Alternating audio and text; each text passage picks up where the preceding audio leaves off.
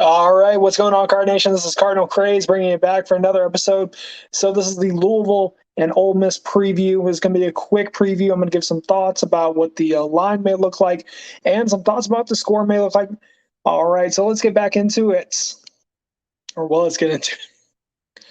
All right, so one of the first things I want to talk about, and this is going to be kind of a quick rundown, is O-line comparison. So let's kind of take a look at the O-line for Ole Miss. All right, at left tackle is projected there's going to be Nick Booker. He stands at 6'4", 305. Then Jalen Cunningham, 6'4", 340. And then Ben Brown, he's 6'4", 315.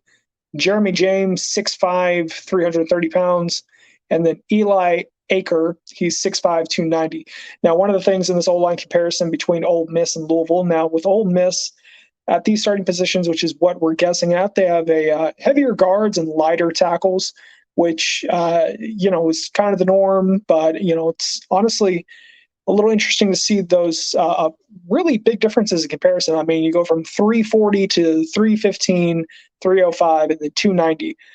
Now, this is the projected starting O-line for Ole Miss. Now, one of the things is that they are a top-rated O-line in the entire country, and honestly, it's going to be a very big challenge for our defense to try and get around, but I'm sure they will. But that's for another conversation. All right, so let's take a look at Louisville's O-line comparison. So we got Trevor Reed at left tackle, Caleb Chandler left guard, Cole Bentley center, Adonis Boone right guard, and Renato Brown at tackle. Now, one of the things that they updated us a little while back was the fact that they were actually a lot heavier than what some of the reports indicated prior to spring practice, which I'm really happy about because all of them are now currently in the 300s, which is good.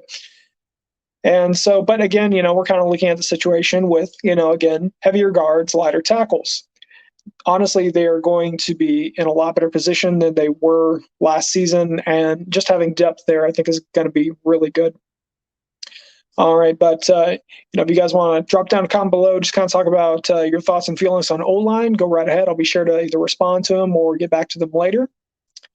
All right, so my projection for O-line, with everything as it is currently, the projection potentially is Trevor Reed, Caleb Chandler, Cole Bentley, Adonis Boone, and then Renato Brown. Now, if we kind of look at all of this as between both of them, the only big difference is that, Ole Miss, they have a lot of returning production and, they're very talented O-line. I'm just going to say that our group is very talented as well. And, it's really going to put up a big front, especially for the Ole Miss defense. All right, so let's kind of move back on to defensive line. Defensive line is kind of interesting. I've actually looked at some projections that Ole Miss publications have been putting out, some of the independent medias, and they're actually still really having difficulty pinpointing what Ole Miss is going to do with defensive line. Defensive line has been a big question for their D-line. Sorry, not O-line. And essentially, Ole Miss's D-line is kind of up in the air right now. I mean, they got a lot of different guys who can fill in the blanks. Tisdale, he's 6'5", in the almost 300 range. You got Jamon Gordon, he's 6'4", 270. You got Isaiah Alton. I'm not sure how you pronounce that. Alton. So he's 6'4", and he's 295. And then you got Patrick Lucas. He's 6'3" and 230. He's a sophomore. Most of these are sophomores and seniors. And then you got Sam Williams. He's 6'4", 260. He's a senior. D-line is still one of the biggest questions for me. I'm not necessarily going to be surprised if going into this, they don't even know who the starter is going to be, or they're at least going to say. For us, we got Jacquees Turner. He was a transfer. He's the transfer senior, 6'1", 290. I'm sure that may change right before we actually get started into all this. But, we got Desmond Tell, 6'1", 266. I think those numbers may have changed. We got Raymond Purier, probably butchering that wrong. Yaya Diaby, Henry Bryant, Ashton Gelati. I think those are just some of our defensive line.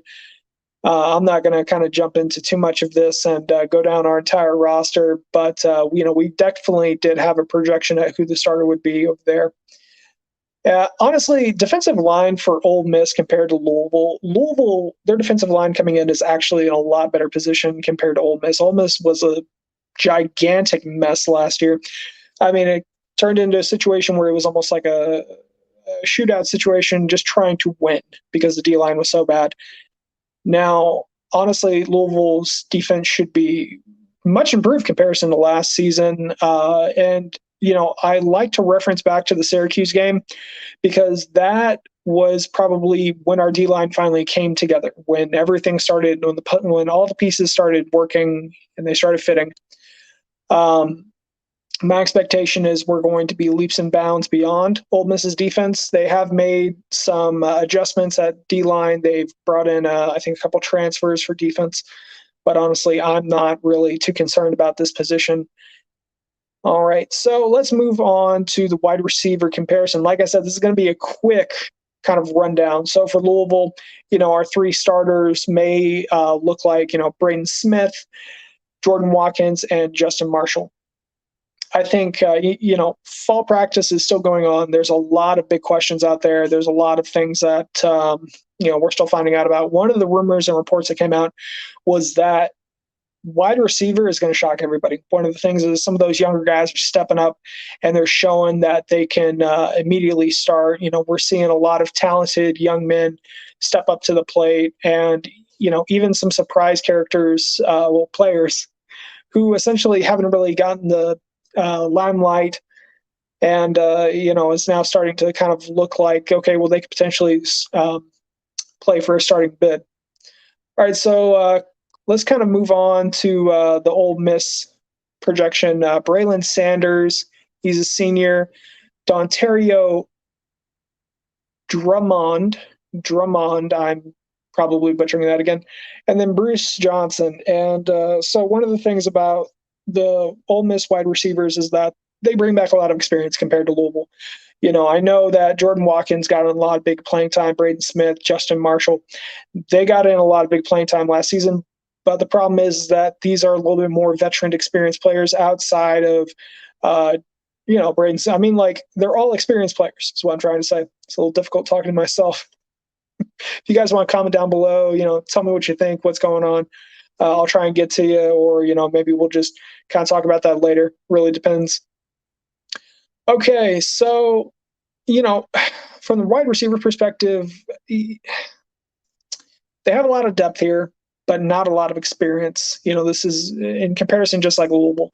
Louisville has a lot of depth, and the unfortunate side is Ole Miss does have a little bit more experience on wide receiver on that side of the ball when it comes to the returning guys. Now, keep in mind, these guys, Braylon Sanders, Dontario Drummond, and Bruce Johnson, they had experience, but they did not have the starting role last season. They may have gotten a couple catches, some yards, but their numbers were very low. And it's, Louisville and Ole Miss, they're kind of coming into the situation where they're kind of coming to the head. And essentially, both wide receivers, regardless of who starts, either it's, for Louisville or Ole Miss, there's still going to be this big question as to, how good are they going to be? Now, our reports out of fall camp so far have been phenomenal. There's been a lot of great talk about how these young men, Jordan Watkins and Justin Marshall and Braden Smith are going to be our three starters. And that's potentially what it may turn out being. But there's a lot of guys right behind that who could easily upset that. And, honestly, I'm not going to be surprised to see them in the rotation, but I don't know if they're going to be our starting three. All right, so we're going to move down to the running back comparison. Now, this I kind of looked at a little bit more in depth too, stats wise. So let's kind of take a look at this. And so let's take a look at Ole Miss's top running back, number 9, Jerrion Earl. I think he's a sophomore. His 2022 stats were 745 yards. With 147 attempts, he averaged about 5.1 yards per gain, and he only had 9 touchdowns. Compare that to Louisville's running back, Jalen Mitchell. His stats from last year were 347. He only had 52 attempts, though, and he averaged 6.7 yards with 2 touchdowns. Now, when we kind of look at all this, it's, in comparison, Jalen Mitchell's stats are a lot better in comparison to Jerrion Earl. Now, one of the key things is that, so Jerrion Earl, number 9, he is a sophomore. He's bringing back some experience and playing time. He wasn't the starter. Jalen Mitchell going into this, I think he is potentially one of the starters. We've had a transfer come in. We've had Hassan Hall in the back, but I think Jalen Mitchell is going to secure that starting spot.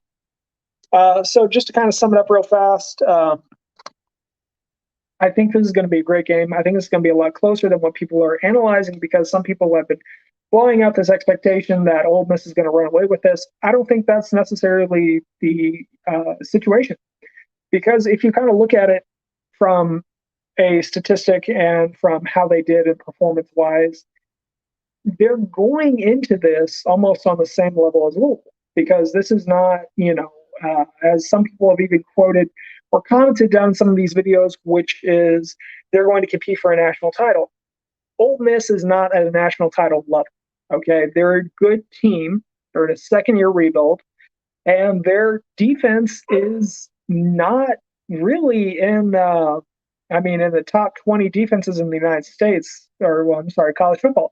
So looking at this, Louisville is not going into the situation where they're going to have to, fend for themselves and just be, it's not that. Okay, this is going to be a situation where it could either turn into a high-scoring game or not.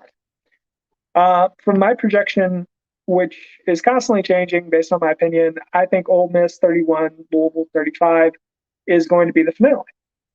All right, that's what it's going to turn out to be, because I think, and this is just my opinion, personal opinion, Louisville's defense is going to be the showstopper.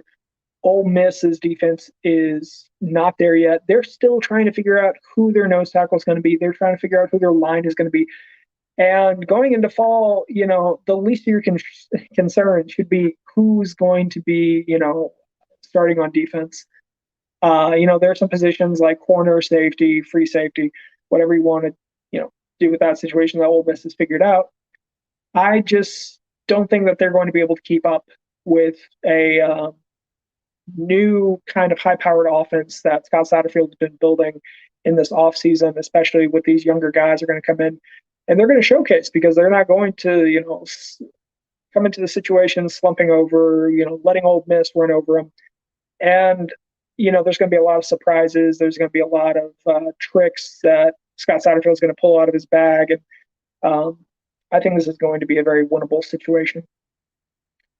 All right. Well, Card Nation, what do you think? Ole Miss fans, what do you think? Tell me down below. Tell me what your thoughts are. And do you agree, disagree? Do you think that there is a situation where one is better than the other? All right. Well, until next time, go Cards.